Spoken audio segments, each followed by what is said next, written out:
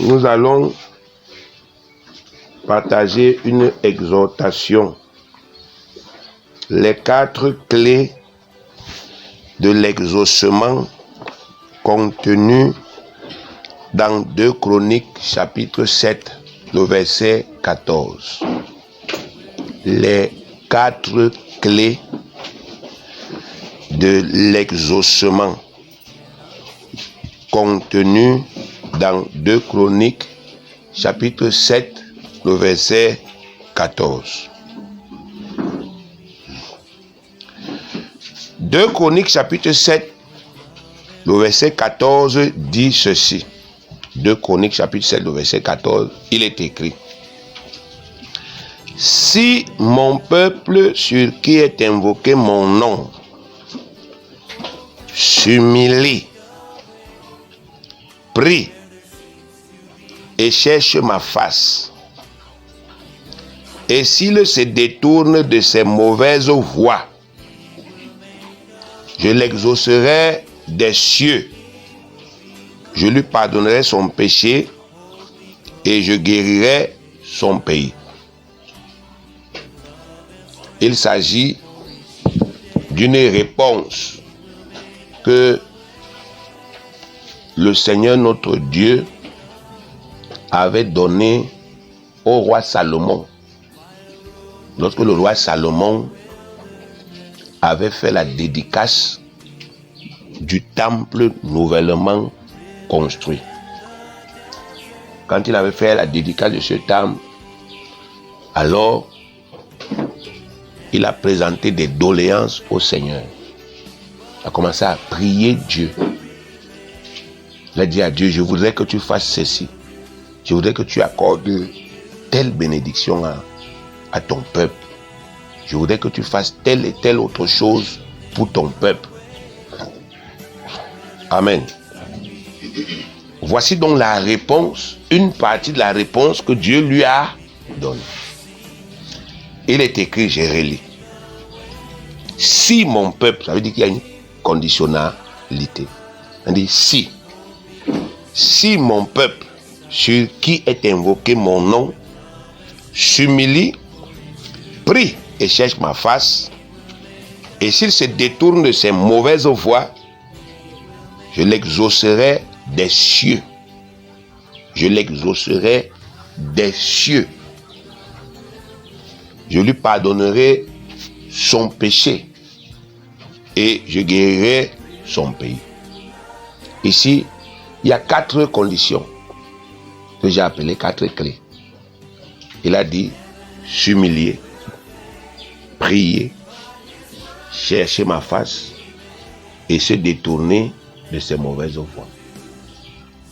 4 clés, 4 conditions qu'il faut pratiquer simultanément. Et la promesse du Seigneur ici, c'est: je l'exaucerai des cieux. Il ne parle jamais pour rien. Il n'a pas dit je l'exaucerai de la terre. C'est une manière de dire: il n'y a rien sur la terre ici qui pourra empêcher que j'accomplisse ma promesse dans ta vie. Ni la mer, ni les astres, ni la terre, ni les hommes, ni les rois, ni la politique, ni les armées, ni les décrets, ni les pandémies.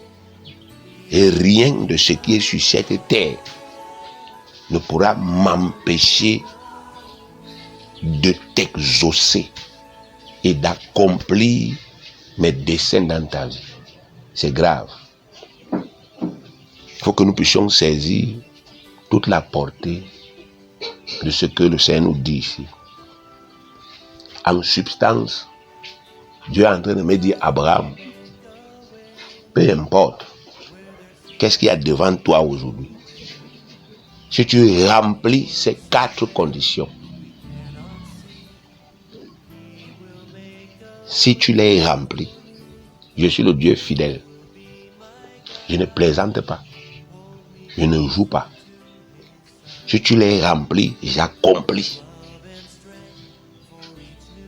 Peu importe le temps qui est déjà passé, Peu importe les échecs que tu as déjà connus. Peu importe les choses qui peuvent aujourd'hui parler contre toi. J'en ai rien à foutre. Si tu me remplis les 4 conditions là, je t'exauce depuis le ciel. Le ciel qui est le siège du pouvoir suprême. Le pouvoir suprême émane du ciel. Quelqu'un qui est sur la terre, il peut te faire des promesses. Mais, puisqu'il est sur la terre, et que cette terre est sous le pouvoir, l'autorité de l'adversaire, alors, malgré la bonne volonté de cette personne, l'adversaire est capable d'interférer. Mais si quelque chose descend d'en haut de Dieu, peu importe ce que l'adversaire fait, il ne peut pas empêcher l'accomplissement de cette chose. Peu importe ce que tu vis, peu importe le nombre d'obstacles qu'il y a devant toi, peu importe le degré de pauvreté et de misère. Le frère vous a fait lire ce que les jeunes ont écrit sur son cadeau dernièrement, que Dieu prend le pauvre du fumier et il le fait asseoir avec les grands. C'est lui le Dieu là qui est notre Père. Donc il n'y a rien. Donc si l'adversaire avait commencé déjà à t'inspirer, donc peut-être que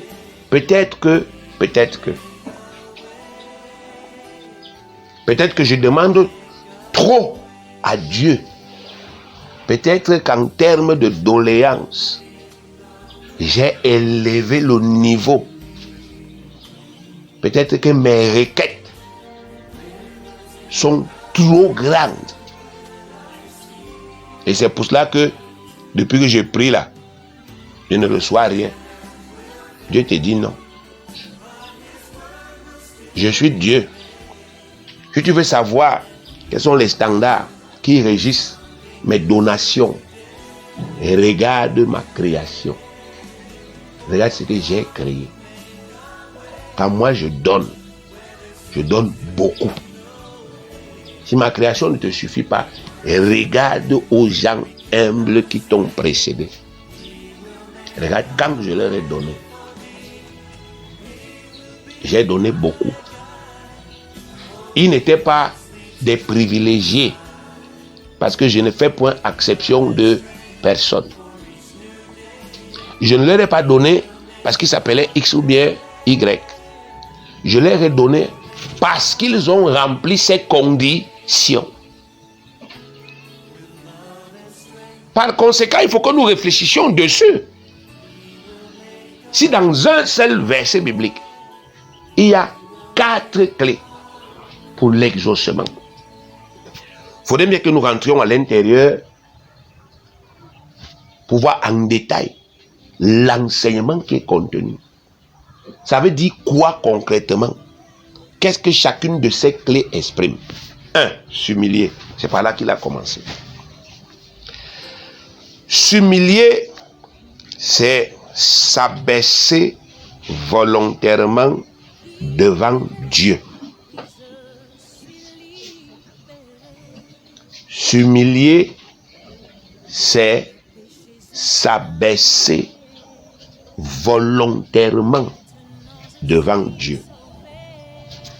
C'est abaisser son âme, c'est-à-dire ses idées, ses pensées, les sentiments de son cœur et sa volonté devant ce que Dieu dit.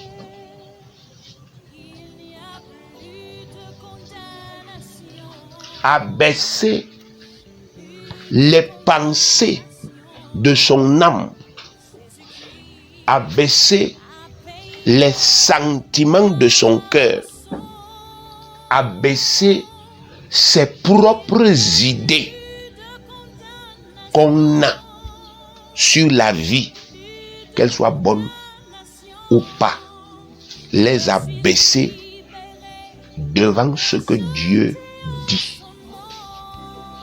C'est laisser que la parole de Dieu prime réellement dans nos cœurs et dans chaque circonstance de notre vie. C'est ça, s'humilier. Laisser que la parole de Dieu prime réellement dans nos cœurs, dans nos âmes et dans chaque circonstance de la vie. Parce que souvent, tu es réprimandé. Frère, tu n'es pas humble. Sœur, tu n'es pas humble. Et ça devient tout un problème. Alors que dans ta tête, tu as l'impression que tu es humble. Alors Dieu veut t'expliquer pourquoi, n'est-ce pas, effectivement, il a dit quelque part dans sa parole que l'humilité précède la quoi? La gloire. Parce que, bien aimé, ce sont des lois. Le jour où vous atteignez l'humilité, bien aimé, ce qui va se passer, c'est votre élévation. Mais si vous n'avez pas encore atteint ça, vous ne pouvez pas. C'est des lois. Si vous n'avez pas encore accepté d'abaisser vos idées, vos pensées, votre vision, votre propre volonté, ce que vous voulez, ça qu'on appelle la volonté, ce que je veux. Si vous n'avez pas encore abaissé ça en face de ce que Dieu veut, vous n'êtes pas encore humble. Lisons Matthieu chapitre 26 au verset 39. Matthieu chapitre 26 au verset 39. Il est écrit: puis, ayant fait quelques pas en avant, il se jeta sur sa face et pria ainsi: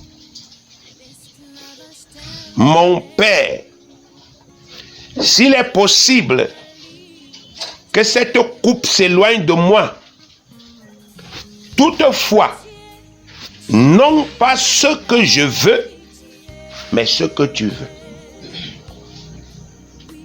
Il s'agit ici de notre Seigneur, celui que nous appelons notre Seigneur, celui qui est notre roi, Jésus de Nazareth, le Fils de Dieu. Il s'agit de la prière qu'il a faite avant son arrestation. Alors, qu'est-ce qui s'est passé? Le Seigneur lui a montré en quoi consistait la croix. Et le Seigneur lui a montré la coupe qu'il devait boire. Le Seigneur lui a montré les souffrances qu'il devrait endurer. Et la Bible dit que, après avoir vu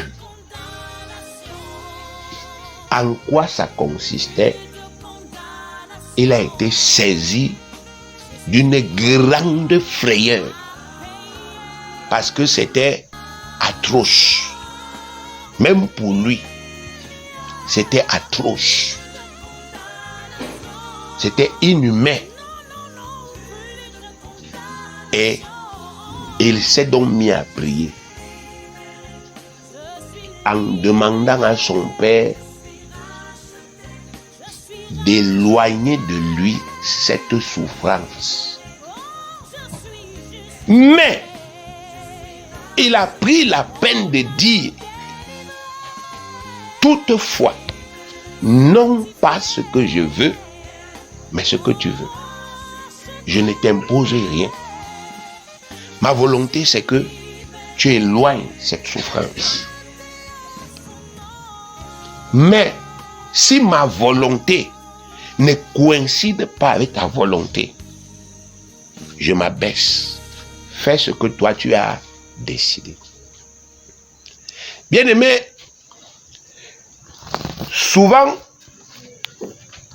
quand nous prions, nous faisons exactement le contraire de ce que notre Seigneur a fait ici. Et lorsque il se trouve que Dieu n'accède pas à nos requêtes, nous sommes frustrés, nous sommes irrités. D'autres même décident, s'il ne veut pas me donner, je vais faire à ma manière. Cela prouve que nous ne sommes pas encore humbles. Même dans nos diverses familles,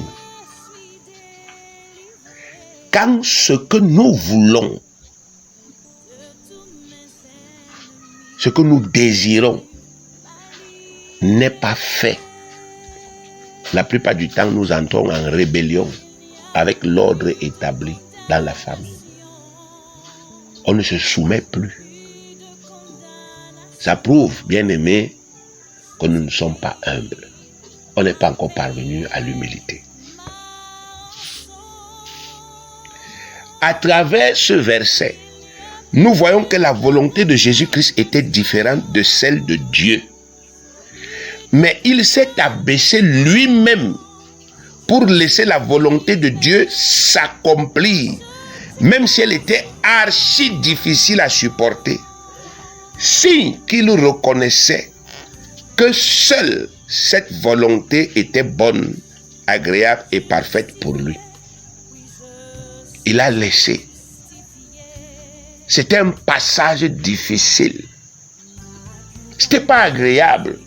Les gens parlent beaucoup, mais ils n'ont pas vécu ce que le Christ a vécu. C'était pas facile. C'était insupportable.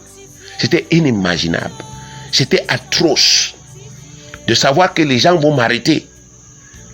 Ils vont se livrer à toutes sortes de tortures. Et pour finir, ils vont me tuer. Et personne ne va me secourir. Personne ne va me soigner. Quand ils vont commencer à me taper là, personne ne va intervenir. Personne ne va les arrêter.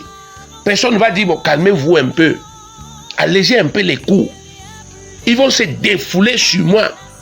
Jusqu'à ce que je meure, ils ne vont pas s'arrêter. C'était pas facile. Mais nous voyons comment le Christ a dit, Seigneur, mon Père, toutefois non pas ma volonté, mais la tienne. Cet exemple nous montre que la vraie humilité est d'abord le produit de l'honnêteté intellectuelle d'une personne. La vraie humilité, c'est le produit de l'honnêteté intellectuelle. C'est quand un homme est intrinsèquement honnête qu'il s'abaisse volontairement devant Dieu. Quand quelqu'un n'est pas honnête dans son cœur, il ne peut pas s'abaisser réellement. Il fera toujours semblant. Il couvrira la tête comme le jonc, prêt à tout moment à la redresser et à s'opposer ouvertement à tout ce qui est bien. Ce genre de personne ne va jamais très loin avec le Seigneur. C'est pourquoi nous ne devons pas être ce genre de personnes-là. Nous devons au contraire imiter notre Seigneur Jésus et nous abaisser volontairement et sincèrement devant Dieu et devant sa parole, afin qu'il nous élève lui-même au temps convenable, comme il a déclaré dans sa parole. 1 Pierre 5, 6. Humiliez-vous donc sous sa puissante main, sous la puissante main de Dieu, afin qu'il vous élève au temps convenable. Humiliez-vous. Il n'est pas dit que quelqu'un doit t'humilier. Si tu vois que quelqu'un est en train de t'humilier, ça veut dire que tu as refusé de t'humilier toi-même. C'est toi-même qui dois t'abaisser afin que la volonté de Dieu s'accomplisse.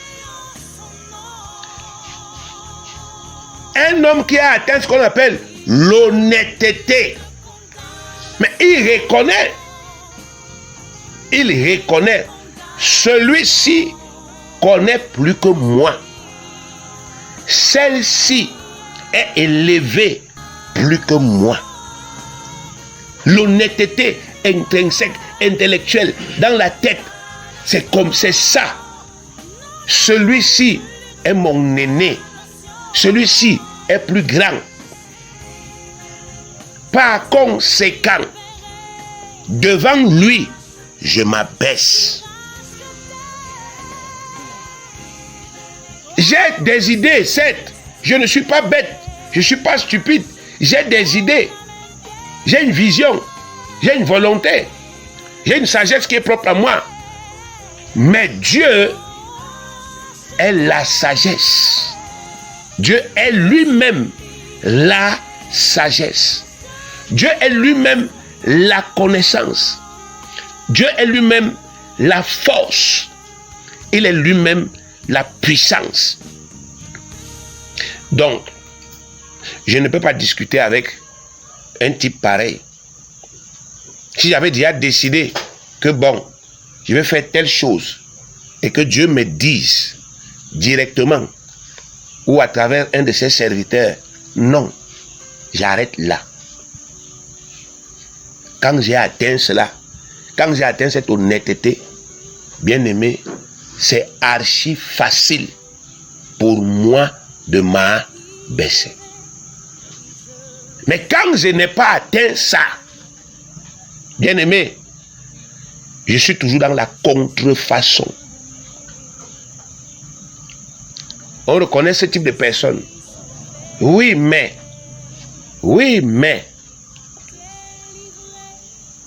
C'est vrai, la parole dit ceci, mais. C'est vrai, Dieu a dit comme ça, mais. Bien aimé, le mais là, ça démontre que dans leur cœur, ils n'ont pas encore admis, accepté que Dieu a raison et que c'est Dieu qui doit primer. Leur moi, leur ego est fort dans tous les domaines. Surtout ceux qui pensent qu'ils sont aigris, ceux qui pensent qu'ils sont frustrés, pardon. Ils pensent qu'on les a frustrés. Parce que dans l'église, voilà les gens les plus dangereux. Ceux qui pensent que on les a frustrés, alors ils ont le droit de réagir, de manifester autrement. Bien-aimé, Dieu a été frustré un nombre incalculable de fois. Mais Dieu ne s'est jamais départi de la justice. Dieu n'a jamais abandonné ses engagements parce qu'il a été comment? Frustré.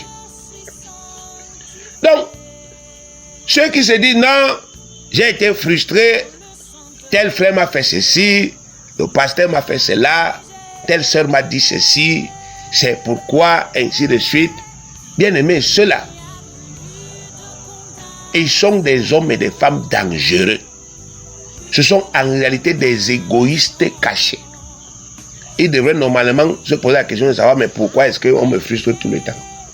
Et comme je le disais tantôt, si on ne fait que vous frustrer sur un domaine, ça veut dire que vous n'êtes pas encore transformé là-bas. Si chaque jour on vous demande de laisser votre téléphone, ça veut dire, bien aimé, que ce téléphone-là, il est votre Dieu. C'est pas pour rien qu'on vous demande.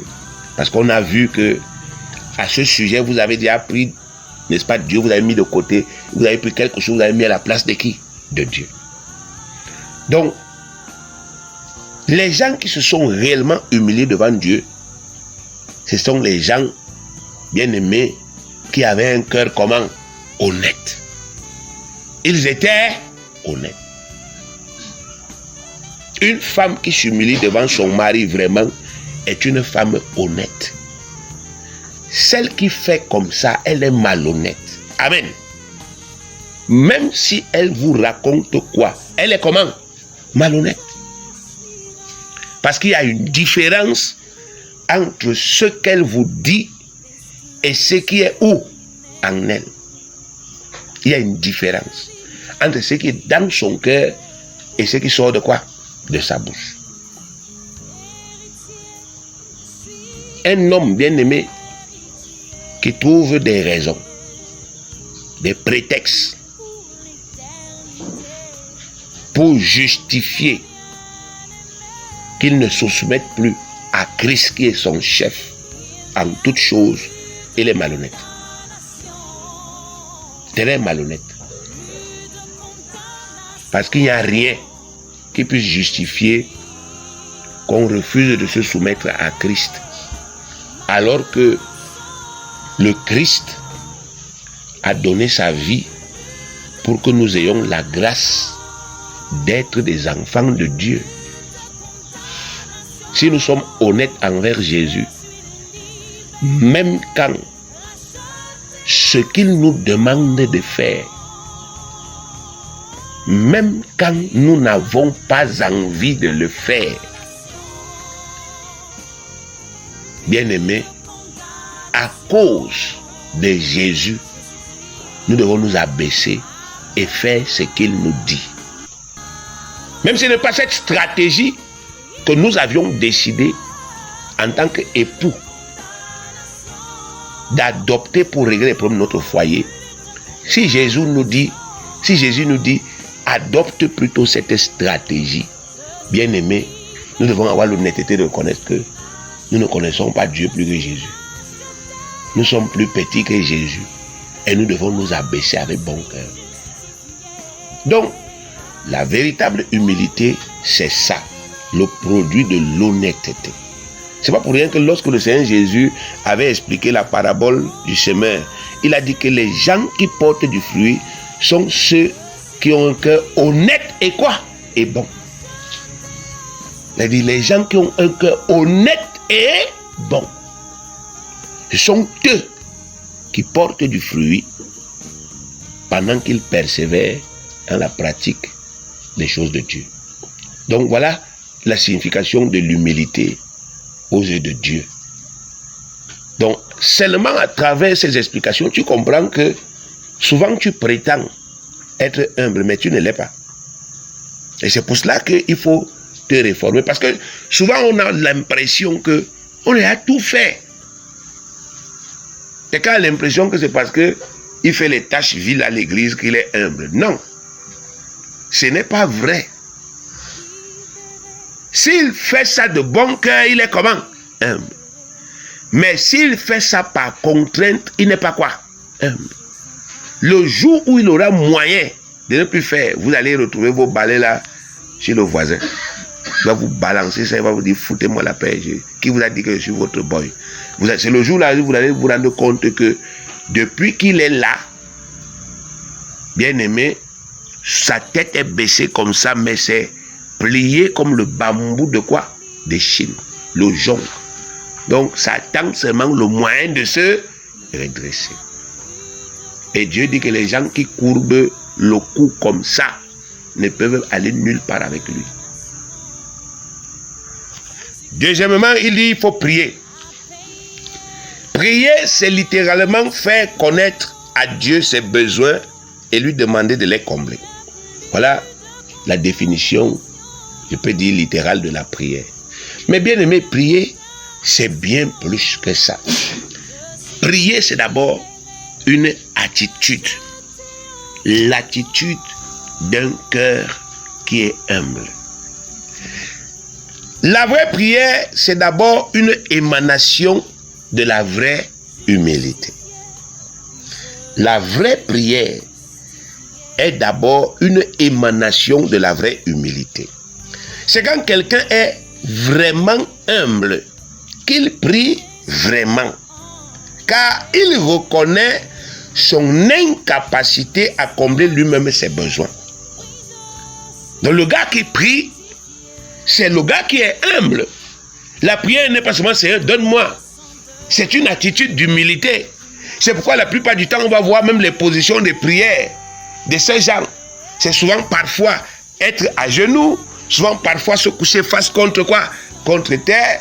C'est voir parfois se mettre à genoux, lever les mains en signe de supplication. Ça prouve déjà que quelqu'un se reconnaît incapable. Quelqu'un se reconnaît petit. Il se reconnaît incapable. Il ne prie pas parce qu'il veut faire une récitation. Son cœur est humble. Il se reconnaît petit face à Dieu. Il se reconnaît incapable. Il reconnaît que sans Dieu, il ne peut pas. Et ce que ça accouche, c'est cette attitude-là qu'on appelle la prière, la supplication. Regardez le psaume 127, verset 1, Cantique des degrés de Salomon. Si l'Éternel ne bâtit la maison, ceux qui la bâtissent travaillent en vain. Si l'Éternel ne garde la ville, celui qui la garde veille en vain. Ici, Salomon montre qu'il avait compris que si Dieu ne met pas sa main dans quelque chose, cette chose est vouée à l'échec, malgré tous les efforts que les hommes peuvent faire pour l'accomplir. C'est la raison pour laquelle, quand on lui a donné les rênes, on a dit c'est toi le roi. Il est entré dans le désert. Il est parti dire à Dieu que, oh Seigneur, roi, comment tu veux que je puisse gouverner, diriger ton peuple? Je n'ai pas de sagesse. Je fais comment? Il est parti se mettre à genoux pour demander à Dieu la sagesse. Et Dieu lui a donné. Vous voyez? Il a appris auprès de son père à reconnaître que c'est Dieu qui peut. Nous là, peu importe notre position, peu importe nos avoirs, peu importe nos conditions, on n'est rien. Il a appris ça. Et c'est pour cela qu'il avait cette attitude de prière. 1 Chronique 29, verset 12. Et c'est son père qui parle, le père de Salomon, le roi David. C'est de toi, il parle à Dieu. C'est de toi que viennent la richesse et la gloire. Ce n'est pas un euphémisme. 1 Chronique 29, verset 12. C'est de toi que viennent la richesse et la gloire. Ce n'est pas un euphémisme. Dieu enrichit vraiment. Et Dieu glorifie réellement les gens. Nous, en tant que ses enfants, nous sommes déjà spirituellement riches et spirituellement glorifiés. Mais pour que cette richesse-là devienne matérielle, financière, réelle, pour que cette gloire devienne une réalité, bien aimé, il faut de l'humiliation, de l'humilité. Il faut un abaissement réel. S'il n'y a pas ça, on ne peut pas. Il dit que je résiste aux humbles, aux orgueilleux, pardon. Je résiste aux orgueilleux. Est-ce que tu comprends ce que Dieu te dit? Je résiste à un orgueil. Je me tiens devant lui et dis que d'accord, je vais voir comment tu vas traverser. Tu es orgueilleux. Souvent, vous expliquez, vous parlez à un frère. Vous voyez sa situation. Vous voyez que ça ne va pas. Vous dites, frère, ça là, ce n'est pas normal. Vous lui parlez avec amour, avec toute la dureté pour qu'il réveille sa conscience. Mais lui là, quand il sort de là, son orgueil monte. Il me parle comme ça parce qu'il est qui? Il croit que quoi? Ainsi de suite. Et au lieu de s'arrêter pour dire que, mais est-ce que les frères qui me parlent là, ils n'ont pas de temps, ils ont du temps à perdre? Est-ce qu'ils n'ont pas autre chose à faire? Pourquoi ils me parlent? Est-ce que ce n'est pas l'amour qui les pousse à me parler? Pourquoi les sœurs ne font que me parler? Est-ce que moi-même je ne m'arrête jamais pour me poser la question de savoir que, mais est-ce qu'ils sont fous? Ils n'ont rien à faire? Est-ce que ce n'est pas l'amour qui est en train de les pousser? Parce qu'ils voient mes dérapages. Non. Quand on est orgueilleux, on ne voit pas comme ça. On se révolte. Et Dieu dit, ok, comme tu résistes, moi aussi je me tiens devant toi. Et les situations difficiles persistent, se pérennisent, se compliquent même. Et on est frustré de plus en plus. On ne comprend pas que, bien aimé, on ne sait pas vraiment encore, on ne sait vraiment pas encore abaisser devant le Seigneur, c'est tout. C'est de toi que vient la richesse et la gloire. C'est toi qui domines sur tout. Sur tout. Tout veut dire tout. C'est lui qui domine sur tout. C'est dans ta main que sont la force et la puissance. Et c'est ta main qui a le pouvoir d'agrandir et d'affermir toutes choses. Amen. Vous entendez ça? Il dit que c'est ma main qui a le pouvoir d'agrandir. Il dit que en vain, tu te lèves tôt. Tu fais toutes les courses. Amen. Tu fais ton commerce, ton business. Il dit que c'est en vain que tu fais ça. C'est pour zéro. Quand tu vas aller compter, tu vas voir qu'il y a combien? Il y a combien? Zéro. Parce que je ne suis pas impliqué. Tu veux me montrer que tu es capable. Et je te laisse. Et l'ennemi est en train de détruire chaque jour. Tu t'investis, tu récoltes zéro. Tu t'investis, tu récoltes zéro. Mais au lieu de t'arrêter pour dire que, mais, okay, Seigneur, ce n'est pas ça qui est écrit. Il n'est pas écrit que je vais m'investir et je vais récolter comment? Zéro. Il est écrit qu'il va multiplier. Un grain va donner combien? 100. Un autre combien? 60. Un autre combien? 30. C'est ça qui est écrit. Mais si on voit le contraire, je me justifie. Non, c'est parce que, n'est-ce pas, effectivement, tel frère a fait ceci. Non, c'est parce que tel... Il dit, ok, continue de te justifier. Non, c'est ma main qui multiplie toutes choses. C'est ma main qui a fermé. Amen. Quand tu as déjà fait une chose, une fois, 2 fois, 3 fois, 4 fois, 5 fois, tu récoltes le même résultat. Arrête-toi. Arrête de faire. Amen. Cesse de faire la chose là. Rentre dans la parole. Humilie-toi. Tu auras les yeux ouverts.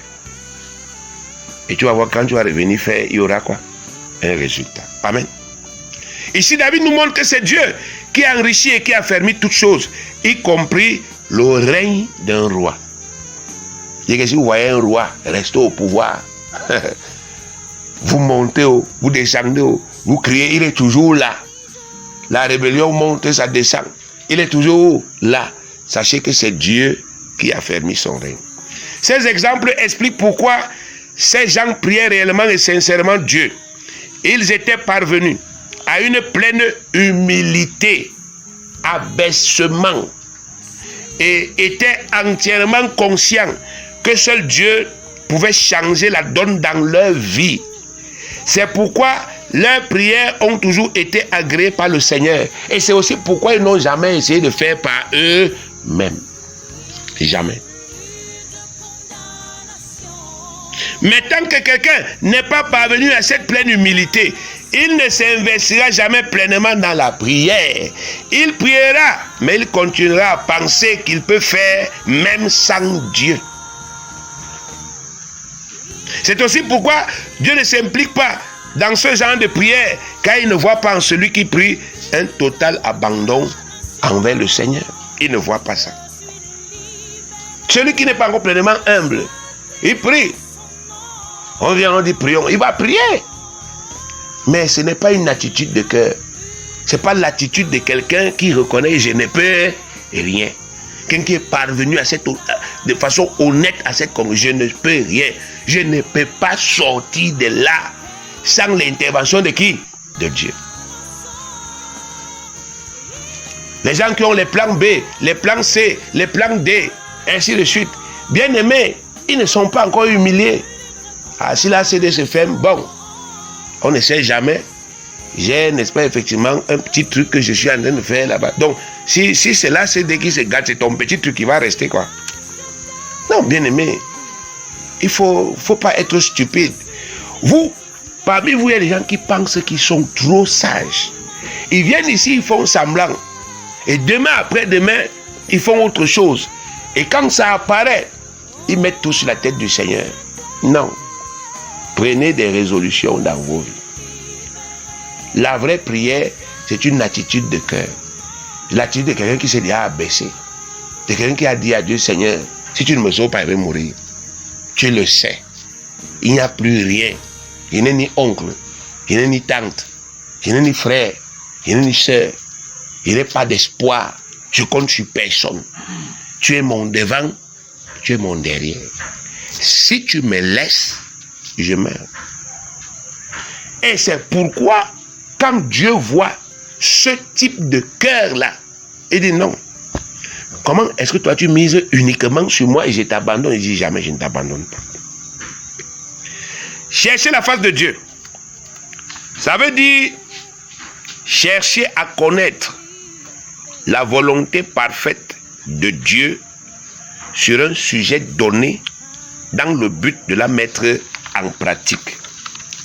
Chercher la face de Dieu veut dire chercher à connaître la volonté parfaite de Dieu sur un sujet donné, sur un problème donné, dans une circonstance donnée, afin de la mettre en pratique. Celui qui cherche la face de Dieu, c'est un homme humble, honnête, qui a reconnu que si Dieu ne me dit pas ce qu'il faut faire, je ne peux pas m'en sortir. Alors il cherche la face de Dieu parce que la décision là, dans son cœur, d'obéir à Dieu a déjà été prise. 2 Samuel, chapitre 21, au verset 1, il est écrit. 2 Samuel, chapitre 21, le verset 1. Du temps de David, donc quand David était roi, il y eut une famine qui dura 3 ans.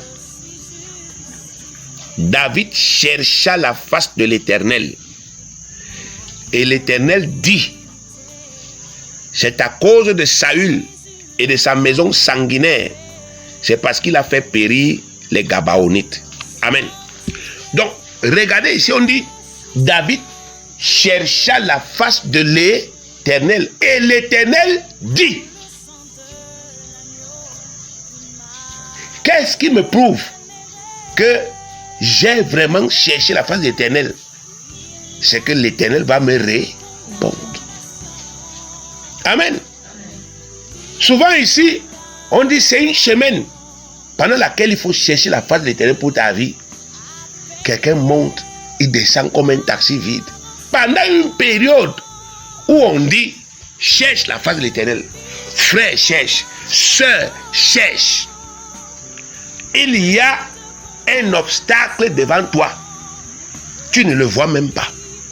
Tu ne sais même pas de quoi il s'agit. David, s'il n'avait pas été un homme humble, il aurait vécu tout son règne dans la quoi? La famine.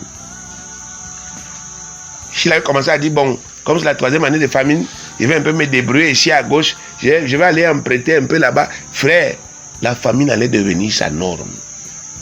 Mais un homme humble et un homme spirituel, quand il a vu que 3 années d'affilée, la famine, quelque chose qui est contraire aux promesses de qui? De Dieu. Il s'est arrêté. Il n'a pas continué là. Non, on dit il s'arrêta. Et quand le roi s'arrête, les gens continuent de travailler au palais, c'est ça? Tout le monde fait comment? Prie. Le roi prie. Vous faites quoi? Vous jeûnez, vous dansez. Lui, il est le roi. Il est en train de prier. Et vous vaquez à vos occupations. Il ne vous coupe pas la tête. Parce qu'il prie, tout le monde fait comment? Prie. Il est le leader. C'est lui qui représente le royaume. S'il se met en prière, tout le monde se met en quoi? En prière. Même si tu ne comprends pas de quoi il s'agit. Il est le roi. C'est la même chose dans une famille. Le chef de famille décide de prier. La femme et les enfants font comment? Ils font comment? Ils se mettent en prière. Parce que le leader s'est arrêté. Il a dit on prie. Quand il s'arrête, tout le monde fait comment? S'arrête. Et est-ce qu'il a eu une réponse? Oui. Parce qu'il était déjà humble. Il savait que s'il n'y a pas de révélation, on est mort. On ne peut pas s'en sortir. Éternel, le matin. Éternel, le soir. Éternel, à midi. Et l'Éternel lui dit, mais regardez ça, bien-aimé. C'est à cause de... Qui peut me donner, n'est-ce pas, effectivement, une réponse comme celle-ci actuellement? Qui peut me dire, parmi nous tous qui sommes ici, ce que je vis là, c'est à cause d'eux. L'Éternel m'a dit que c'est à cause d'eux. Et que je fasse comme ça, ça va changer. Qui peut le faire? Nous qui sommes fils et filles de Dieu, enfants de Dieu, ce sont les serviteurs, ils nous ont dépassés. Notre Père, nous avons la communion avec lui, l'intimité. Mais nous sommes dans la confusion. On ne sait même pas souvent comment est-ce qu'on doit faire pour analyser les choses qui nous arrivent. C'est terrible, bien-aimé. Quelle déchéance l'ennemi a envie, n'est-ce pas, effectivement, dans quel déchéance il veut nous plonger. Et regardez, Dieu est clair. Il dit, mon serviteur, voici la cause. Oh, vous savez que pour régler un problème spirituel, on fait comment? On agit sur la quoi? La cause. On détruit la cause, les effets font comment? Ça s'arrête. Mais tant qu'on traite les effets, ils font comment? Ils changent. D'autres effets apparaissent. Pendant que j'ai des problèmes, je ne rentre pas moi-même, je ne m'arrête pas, je ne cherche pas la face de l'Éternel. Je vais continuer à traiter les effets du quoi? Du problème. Le responsable, je ne vais jamais mettre la main dessus. Je vais prier, je chasse. Je sais que je chasse qui? Je renverse. Quoi? Vous voyez, bien aimé. Tout ça parce que on n'est pas parvenu au même degré d'humilité que ces gens.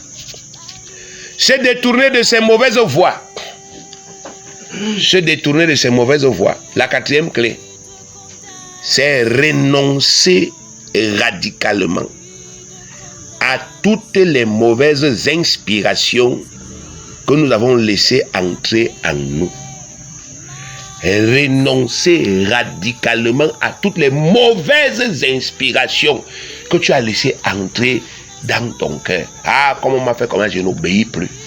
Je ne me soumets plus. À partir d'aujourd'hui, je viens à l'église, mais c'est une mauvaise inspiration. Une inspiration satanique, diabolique, démoniaque.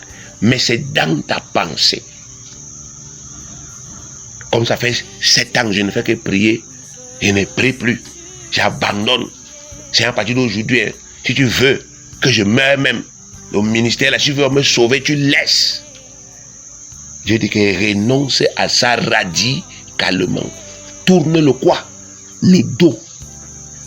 Comme je ne suis pas satisfait, Dieu ne m'a pas satisfait, moi aussi. Donc, Satan est le maître. Vous savez, bien aimé, Satan connaît comment on fait pour tomber. Amen. Il est le premier à être déchu. Donc, Satan connaît comment il a fait pour tomber. Et il sait comment il peut t'aider aussi à le rejoindre par terre. Amen. Il sait comment il peut faire pour que toi aussi tu tombes comme lui il est tombé. Il est tombé à cause des inspirations qu'il a laissées entrer dans son quoi? Son cœur. Il a jugé que par rapport à son statut, il était maltraité. Il s'est fait posséder par ses mauvaises pensées. Donc il sait comment inspirer à chacun de nous. Si vous ne faites pas attention, bien aimé, c'est mauvais. C'est pourquoi vous voyez souvent, quand je parle à quelqu'un, quand je lui dis, souvent, il peut avoir l'impression que je suis méchant. Hein. Parce que quand je lui dis que si tu ne laisses pas telle chose, je ne change pas ma position. Bien aimé, parce qu'il dit, détourne-toi. Détourne-toi. Ça veut dire, sur le plan pratique, que si tu allais dans ce sens-ci, fais demi-tour. De telle sorte que il n'y ait plus aucune chance que tu rencontres les choses avec lesquelles tu étais familier là, dans le sens quoi? Inverse. Mais n'est-ce pas effectivement toutes ces choses mets-toi hors d'atteinte de ces quoi? de ces choses. Ne leur accorde plus aucune possibilité d'entrer dans ta vie. S'il y a des gens dans ta vie qui symbolisaient ces choses, qui entretenaient ces choses, c'est pas toi. Amen. Aujourd'hui, même si ce sont les numéros de téléphone, efface-les de ton quoi? De ton téléphone. Romps la communion. Quels que soient les engagements que tu avais, révoque quoi? Ces engagements. Sépare-toi. Ne dis pas que non, oui, j'ai compris, mais je continue de fréquenter tel, je continue. Non. C'est un mensonge. C'est un quoi? C'est un mensonge. C'est pour cela que, bien aimé, aujourd'hui, beaucoup ne sont pas bénis. Parce que Dieu leur dit, détournez-vous. Dieu n'est pas bête. Dieu sait que si tu ne te détournes pas, même si ton repentir est sincère, si tu ne te détournes pas, tu vas retomber dans les mêmes erreurs. Tu vas retomber dans les mêmes quoi? Pièges. Il le sait. Il dit, détourne-toi. Le Seigneur Jésus a même dit, si ton œil est pour toi une occasion de tuer, tu fais comment? Perce-le. Si c'est ta main, fais comment? Coupe-la. Prends les mesures pour que plus jamais l'ennemi ne te fasse tomber dans ces travers-là. Alors, vous voyez, bien aimé. Vous voyez? Quand quelqu'un cherche vraiment la face de Dieu, c'est parce que la décision de se détourner de ces mauvaises voies est déjà prise dans son cœur. Ça traduit encore une fois de plus non seulement l'honnêteté intrinsèque, mais aussi une réelle humilité. C'est l'attitude d'une personne qui a vraiment compris que sans Dieu, je ne peux absolument rien. C'est pourquoi de telles personnes obtiennent souvent des réponses qui leur permettent de sortir de la confusion et d'accéder à des solutions divines inimaginables, alors qu'auparavant, on n'a connu que l'échec. Dieu répond et quelqu'un sort de sa galère, il sort de sa détresse. Paf! Et il est dans la joie. Amen. Il est dans quoi? Dans la joie. Parce que la décision de s'humilier était déjà dans son quoi? Dans son cœur. Seigneur, je ne fais plus ma volonté. Je fais ta volonté. Tant que je n'ai pas une réponse, comment? Claire. Je ne bouge pas. Je ne continue pas de faire semblant de faire. Non, ça s'arrête là. Je ne continue pas de me tromper par des faux raisons. Je connais Dieu. Je sais que Dieu est le Dieu du succès. Il est le Dieu de la réussite. Il est le Dieu de l'abondance. Il est le Dieu de la puissance. Je connais ce Dieu-là. On ne peut pas me dire que je ne le connais pas. Je sais que c'est un Dieu qui ramène même les morts comment? À la vie. J'ai une histoire avec ce Dieu. J'ai des faits. Et je peux m'appuyer sur les faits. Il nous a dit ça samedi. Il dit qu'il y a des faits dans vos vies qu'on ne peut pas nier, qui prouvent, qui attestent que je suis comment? Vivant, que je suis vrai. Et qui doivent vous inciter à ne plus accepter l'à peu près, mais à chercher réellement la face du Seigneur. Il a dit, Père, je ne suis plus là. Parle-moi, ou bien je vais mourir où? Là.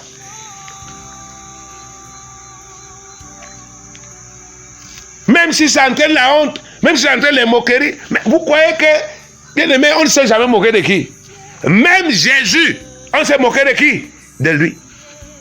Mais la Bible dit dans Hébreux chapitre 12, verset 1 à 2, que qu'est-ce qu'il a fait, Jésus? Jésus a fait quoi? Il a supporté la croix et il a quoi? Méprisé l'ignominie. Il a méprisé la honte. Il a méprisé les moqueries. Tout ce qu'on racontait là. Il a fermé ses yeux dessus. Et il avait les regards où? Fixés sur la gloire. Dieu m'a dit, voilà la gloire. La lumière est devant. Je méprise, pissez sur moi. Oui, je ne parle même pas. Mais souvent nous avons envie, bien aimé. On a envie que les gens nous encensent, que les gens nous comprennent, que les gens nous adulent, alors que ce n'est pas le temps. Et ce n'est pas comme ça que ça doit se passer. Et on a du mal, bien aimé, à s'arrêter de faire quelque chose que Dieu a déjà désapprouvé. Et on continue là-dedans. Et on ne comprend pas que, bien aimé, on n'est pas dans la volonté du Seigneur. Le jour qu'il vous répond, et ma fille, voici, dès que tu fais ça là, c'est comment? C'est fini. Terminé. J'ai dit terminé. Vous avez les témoins, voilà le frère qui est là. Il n'est pas seul. Il y a d'autres frères ici, d'autres sœurs qui sont là. Dieu a parlé. Toi, voici. Toi, voici. Amen. Et ça s'est accompli. Mais comment une parole qui est prononcée publiquement, dans une réunion publique, une prophétie sort de la bouche d'un homme et ça s'accomplit et ça ne nous fait pas peur? Ça ne vous fait pas peur? Des années plus tard, ça se réalise à la lettre. Ça ne t'effraie pas? Tu ne comprends pas que celui qui a parlé là, ce n'est pas l'homme là, mais que c'est Dieu qui a parlé au travers de la bouche d'un homme. Et que ce Dieu là, c'est le Dieu que tu appelles papa. Et que ça doit t'inciter à cesser de biaiser avec qui? Avec ce Dieu. Amen. Mais quand quelqu'un n'est pas encore décidé à changer, quand quelqu'un n'est pas encore décidé à se détourner de ses mauvaises voies, bien aimé, il ne cherche pas la face de Dieu. Ou bien il ne met pas son cœur comment? Dedans. D'autres refusent même de chercher la face de Dieu parce qu'ils se disent, Dieu peut me dire de ne plus faire ce que j'ai décidé de quoi? De faire. Donc ils préfèrent ne pas chercher sa face. Parce qu'ils veulent encore vivre selon leur propre sagesse. Et ils multiplient l'échec. Donc, bien aimé, voilà les 4 clés. Voilà ce que ça veut dire. Parce que s'humilier veut dire prier, chercher la face de l'Éternel et se détourner de ses mauvaises voies. À la base de tout cela, il y a l'humilité. La vraie humilité. Vous connaissez le cantique, vous chantez souvent ça, mais vous ne prenez pas conscience de la portée même de ce que vous dites. Ce sont les humbles seuls que Dieu peut faire comment? Conduire. Seuls. Vous récitez Jean 10, 10, mais vous ne prenez pas conscience de ce que Jean 10, 10 dit. Jean 10 dit que le voleur ne vient que pour dérober, égorger et détruire. Moi, je suis venu afin que les brebis, c'est-à-dire les croyants humbles, qui vont me suivre comme les brebis suivent leur berger, et la vie soit dans la quoi? L'abondance. Seuls les humbles, seuls les brebis vont entrer en possession du repos de l'Éternel. Le reste ne le pourra pas. Donc voilà les clés. Et tu es capable aujourd'hui de les mettre en quoi? En pratique. Ça dépend de toi, si tu le veux. Dieu te bénisse.